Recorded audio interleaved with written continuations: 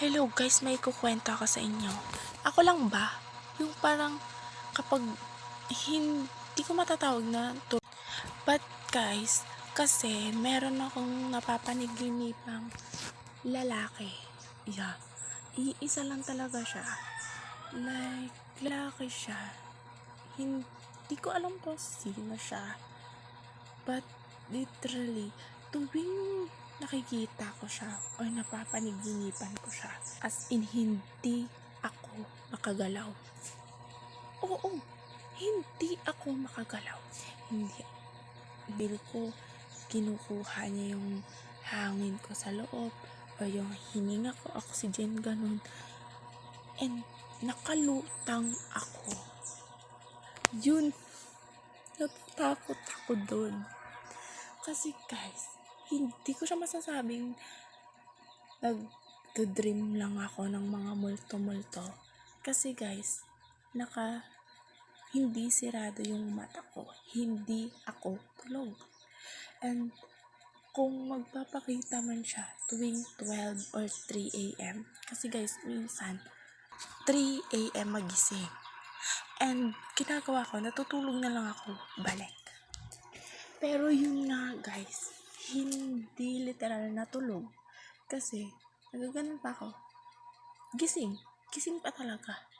And for mga kapag paniginipan ko na siya or makita ko yon, like as in hindi ako makagalaw, and yung ginagawa ko na lang talaga, nagpe-pray ako na Jesus name, in Jesus name, in Jesus name, ganon na ginagawa ko.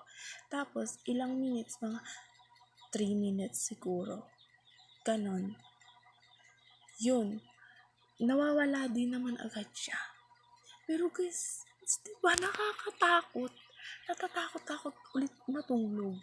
Kasi nga yun. So, ginagawa ko, hindi ako natutulog. Nakabuka lang yung ko.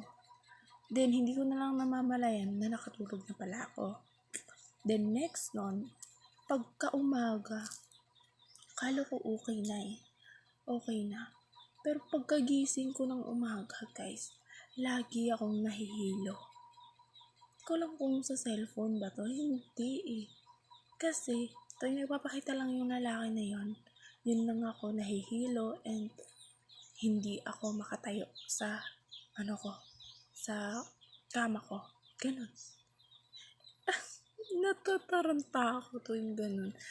2 araw na nagpapakita siya sa akin. 2 araw na rin akong hindi nakapag-aral dahil hindi ako makatayo. And nakakatayo lang ako kapag tapos ng 12 p.m. So, paano pa ako papasok? Late na ako niyan, guys. Late na. Bakit ganun? Guys, bakit ganun? Sabihin nyo nga sa akin. Mag-comment lang kayo dyan. I-comment nyo kung bakit ganun yung nafe-feel ko.